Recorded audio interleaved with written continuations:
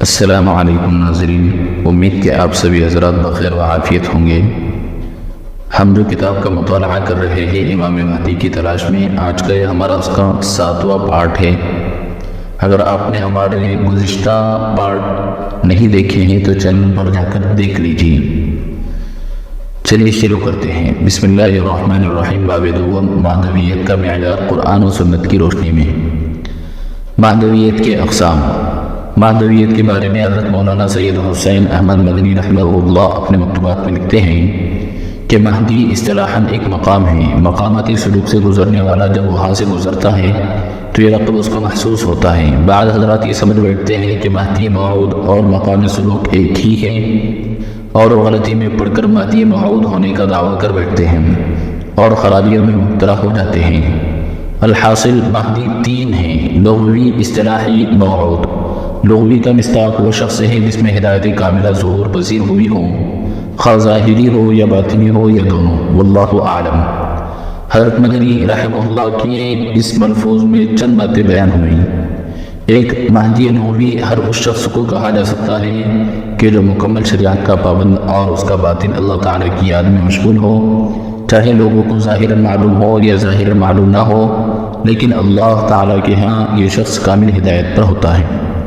دوسرے، تصوف کی اصطلاح میں مقام مہدویت ایک الگ مرتبہ ہے جسے بھی مہدی کہا جا سکتا ہے۔ تیسرا، امام مہدی موعود کا مرتبہ ہے جس کے بارے میں احادیث مبارکہ میں پیشین گوئیاں ہوئی ہیں۔ تاہم حضرت مدنی کے اس ملفوظ سے ضمناً دو باتیں معلوم ہوئیں۔ ایک، مہدی اصطلاحی کے مرتبے پر اس وقت تک کوئی شخص فائز نہیں ہو سکتا جب تک کہ مہدی لغوی نہ ہوں، اور مہدی لغوی کے لیے ظاہری شریعت کی مکمل تابعداری اور باطنی اوصاف کا بھرپور ہونا لازمی ہے۔ تب جا کر اگر اللہ تعالیٰ چاہے تو اس مہدی لغوی کو مہدی اصطلاحی بنا سکتے ہیں، لیکن یہ ضروری نہیں ہے کہ ہر مہدی لغوی مہدی اصطلاحی بھی بن جائے، بلکہ ایسا بھی ہو سکتا ہے کہ کوئی شخص مہدی لغوی ہو لیکن مہدی اصطلاحی نہ بن سکے، کیونکہ ہو سکتا ہے کہ اس شخص کے بارے میں اللہ تعالیٰ کی مشیت نہ ہوئی ہو۔ مگر مہدی موعود ہونے کے لیے مہدی لغوی ہونے کے ساتھ ساتھ مہدی اصطلاحی بھی ہونا ضروری ہے۔ لیکن آگے جا کر اس کے بعد بھی مہدی اصطلاحی کے لیے بھی یہ ضروری نہیں کہ مہدی موعود بن جائے، بلکہ مہدی موعود ہونے کے لیے علامات شخصیہ، علامات زمانیہ، علامات مکانیہ، علامات کونیہ، علامات سیاسیہ اور اس کے بعد علامات شرعیہ کا ہونا لازمی ہے۔ اگر ان میں سے کوئی ایک علامت بھی کم ہو تب بھی کوئی شخص اگرچہ مہدی لغوی بھی ہو، مہدی اصطلاحی بھی ہو، لیکن اس کا مہدی موعود کے مرتبے پر فائز ہونا ضروری نہیں۔ فصل اول، مہدی لغوی و اصطلاحی کا قرآنی معیار۔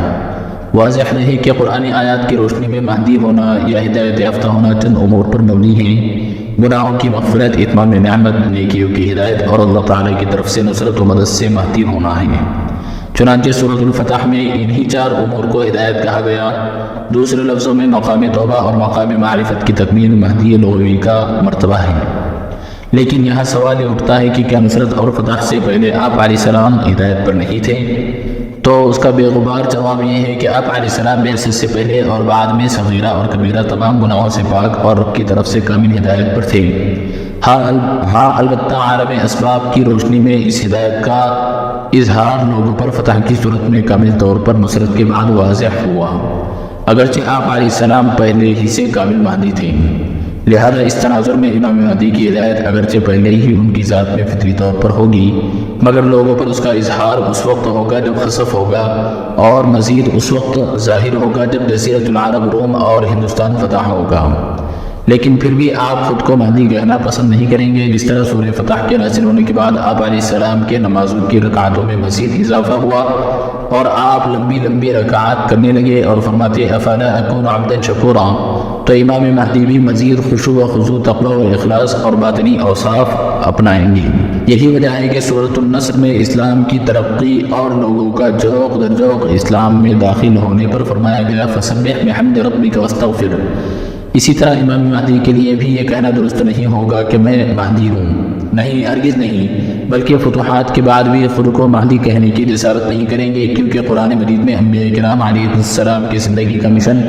اشخاص اور افراد کی نظروں کے سامنے کسی شخصیت کی کامیابی کے بجائے تبلیغ دین کی اہم ذمہ داری کو ادا کرنا اور اسلامی احکامات کی ترویج اور ان کے نفاذ کا حکم دینا ہے۔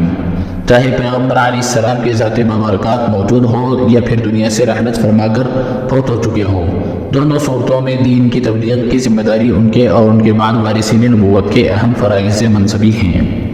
اب آگے فتح ان کی حیات میں ہو جائے یا ان کے حیات کے بعد ہو، تو یہی طریقہ امام مہدی کے لیے بھی مشعل راہ ہوگا، یعنی اصل کام دین کی محنت اور اسلام کی سربلندی کے لیے دن رات کوشش کرنا مقصود ہے، چاہے ان کی شخصیت مہدی کا لقب پائے یا نہ پائے۔ مقصود اصلی دین اسلام کی ترویج و ترقی ہے، شخصیت منظور نظر نہیں۔ چنانچہ قرآن مجید میں نبی کریم صلی اللہ علیہ وسلم کو مکی دور میں 4 آیت مبارکہ میں یہی مضمون بیان فرمایا گیا ہے۔ پہلی آیت وَإِمَّا نُرِيَنَّكَ بَعْضَ الَّذِي نَعِدُهُمْ أَوْ نَتَوَفَّيَنَّكَ فَإِلَيْنَا مَرْجِعُهُمْ ثُمَّ اللَّهُ شَهِيدٌ عَلَىٰ مَا يَفْعَلُونَ۔ اگر ہم کوئی عذاب جس کا ان لوگوں سے وعدہ کرتے ہیں تمہاری آنکھوں کے سامنے نازل کرے یا اس وقت جب تمہاری مدت حیات پوری کر دے تو ان کو ہمارے ہی پاس لوٹ کر آنا ہے، تو جو کچھ یہ کر رہے ہیں خدا اس کو دیکھ رہا ہے۔ دوسری آیت وَإِمَّا نُرِيَنَّكَ بَعْضَ الَّذِي نَعِدُهُمْ أَوْ نَتَوَفَّيَنَّكَ فَإِنَّمَا عَلَيْكَ الْبَلَاغُ وَعَلَيْنَا الْحِسَابُ۔ اور اگر ہم کوئی عذاب جس کا ان لوگوں سے وعدہ کرتے ہیں تمہیں دکھائے، یعنی تمہارے روبرو ان پر نازل کرے، یا تمہاری مدت حیات پوری کر دے، یعنی تمہارے انتقال کے بعد عذاب بھیجے، تو تمہارا کام ہمارے احکام کا پہنچا دینا ہے اور ہمارا کام حساب لینا ہے۔ تیسری آیت فاصبر ان وعد اللہ حق فإما نرینک بعض الذی نعدهم او نتوفینک فإلینا یرجعون۔ تو اے پیغمبر صلی اللہ علیہ وسلم صبر کرو، خدا کا وعدہ سچا ہے، اگر ہم تم کو کچھ اس میں سے دکھا دیں جس کا ہم تم سے وعدہ کرتے ہیں، یعنی کافروں پر عذاب نازل کریں یا تمہاری مدت حیات پوری کر دیں، تو ان کو ہماری طرف ہی لوٹ کر آنا ہے۔ چوتھی آیت فَإِمَّا نَذْهَبَنَّ بِكَ فَإِنَّا مِنْهُمْ مُنْتَقِمُونَ۔ اگر ہم تم کو وفات دے کر اٹھا لے تو ان لوگوں سے تو ہم انتقام لے کر رہیں گے۔ تشریح: چونکہ نبی کریم علیہ السلام کو اس بات کا یقین تھا کہ اللہ تعالیٰ اس دین کو پوری دنیا بھر میں پھیلائیں گے، اسی وجہ سے فرمایا کہ صنعاء سے لے کر مکہ تک مسافر آئیں گے مگر اسے جان و مال کا خوف نہیں ہوگا۔ اگر بغور دیکھا جائے تو قرآن میں کبھی بھی یہ وعدہ اتنی تاکید کے ساتھ نہیں ہوا، کیونکہ ان آیات کا نزول مکہ مکرمہ میں ہوا تھا اور وہاں کا زمانہ تربیت کا تھا، چنانچہ وہاں نبی کریم صلی اللہ علیہ وسلم کی شخصیت سے نصرت اور مدد کی نفی ہوتی تھی، اور آپ علیہ السلام کی ذمہ داری صرف تبلیغ دین بتائی جاتی تھی، تاکہ لوگوں کے دلوں میں یہ بات راسخ ہو جائے کہ اگر نبی علیہ السلام اس دنیا سے تشریف بھی لے جائیں تو دین کی نصرت اور تمکین کے لیے وہی ذات باری تعالیٰ ہی ظاہری اسباب مہیا کرتے ہیں، لہذا اشخاص سے نفی اور محض ذات باری تعالیٰ پر توجہ رکھیں۔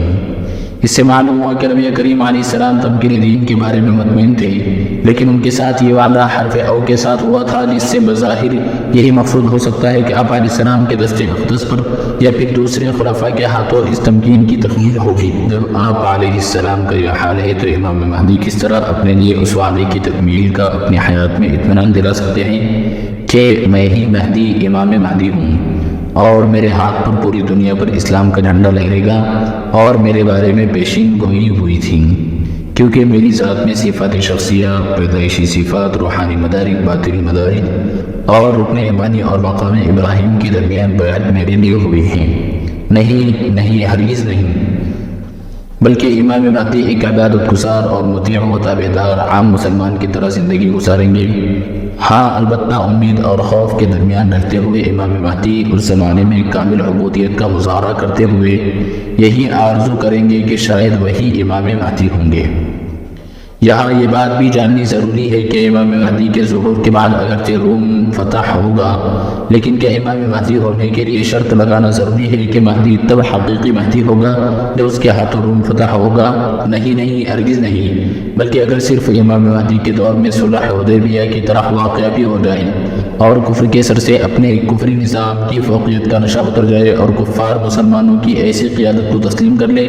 جو قرآن و سنت کے نظام کے لیے کفری طاقتوں سے مسلح طور پر برسر پیکار ہو، تب بھی ہم کہہ سکیں گے کہ امام مہدی نے اپنے مہدویت سے بڑا حصہ لے لیا۔ اس دوران جس طرح صلح حدیبیہ میں آپ علیہ السلام کے ساتھ بعض صحابہ کرام سے معاملہ سمجھنے میں بشری تقاضے کے مطابق بظاہر ذہنی عدم اطمینان کی صورت بنی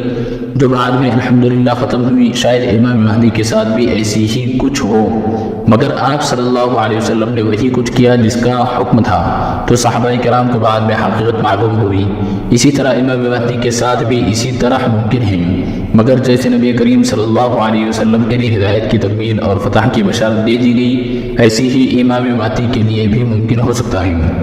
بیعت سے پہلے امام مہدی کے لیے بیعت کی دعوت اور اپنے آپ سے ماتویت کی نفی۔ مگر ان تمام امور کو مد نظر رکھتے ہوئے کیا اس کا یہ مطلب ہوتا ہے کہ بھائی صاحب چونکہ آپ کے بدن میں مہدی کے نشانات ہیں لہٰذا آپ اپنے آپ کو مہدی بھی نہیں کہہ سکتے اور نہ ہی باہر نکل کر کسی کے نظر لگو، بلکہ گوشہ مسجد یا خانقاہ وغیرہ میں خاموش ہو کر جیو اور امام مہدی کے بارے میں دعوت نہ دینا، بلکہ جب تک علماء کرام خود چل کر آپ کے پاس نہ آئے اس وقت تک روپوشی کی زندگی گزارنا لازمی ہے، وگرنہ پھر لوگ کہیں گے کہ اس شخص میں مہدی کے علامات بھی پورے ہیں اور یہ مہدی کی طرف لوگوں کو بلاتا بھی ہے، لہذا اس میں تو شک کا شائبہ ہے، لہذا شکوک سے بچتے ہوئے پردے غیب میں رہنا ہی بہتر ہے۔ لیکن اگر اس بارے میں امام جعفر صادق کا یہ ارشاد بغور پڑے تو معلوم ہوتا ہے کہ اس جماعت کی حقانیت کی نشانی یہی ہوگی کہ اپنی ذات کی طرف لوگوں کو دعوت نہیں دے گی بلکہ شخصیت مہدی کی نصرت کے لیے دعوت دے گی۔ عصر حاضر کی روشنی میں اگر ہم دیکھ لیں تو دعوت و تبلیغ کی دعوت کا منہج 6 نمبر اور مخصوص اسلوب دعوت کے علاوہ اور کچھ نہیں۔ ایسے ہی سلفی دعوت کا منہج مصطلح الحدیث اور اسانید کی تدریس وغیرہ ہیں، جبکہ اخوان المسلمین، جماعت اسلامی اور جمعیت علماء اسلام کا منہج سیاسی کوشش اور انتخابات میں فتح حاصل کرنا اور مدارس کی محنت درس نظامی کی تدریس اور مذکورہ بالا محنتوں کے لیے افراد سازی ہیں۔ ایسے ہی تصوف سے وابستہ افراد کا منہج صرف اپنے مشرب شیخ کی تربیت اور اس کے نقش قلم پر زندگی گزارنا ہے۔ اس تناظر میں اگر دیکھا جائے تو معلوم ہوتا ہے کہ ہر دینی محنت کے لوگ اپنی وضع کردہ ترتیب کی روشنی میں اسی محنت و کوشش کو دین کی اعلیٰ محنت شمار کرتے ہیں، جبکہ امام مہدی اور ان کے انصار امام مہدی کے منہج کی طرف دعوت دیں گے اور لوگوں کو نصرت مہدی کی طرف بلائیں گے۔ اس محنت میں نہ امام مہدی خود کو امام مہدی کہیں گے بلکہ یہ تصور کریں گے کہ اگر کوئی دوسرا شخص ان صفات والا نظر آئے اور علماء کرام اس پر متفق ہو جائے تو میں بھی ان کے انصار میں سے ہوں گا۔ اس سے معلوم ہوا کہ ظہور مہدی سے پہلے رائج دینی محنتوں میں کون سی محنت زیادہ توجہ دینے کا تقاضا کرے گا اور اس دور میں رائج جھنڈوں میں کون سا جھنڈا زیادہ راہ یاب ہوگا۔ تو جواب یہ ہے کہ اس دور میں امام مہدی کا جھنڈا زیادہ راہ یاب ہوگا، کیونکہ ان کا مقصد خلافت کا قیام اور دین کے تمام شعبوں کی تکمیل اور احیاء ہوگا۔ باقی انشاءاللہ آئندہ پارٹ میں پڑھا جائے گا۔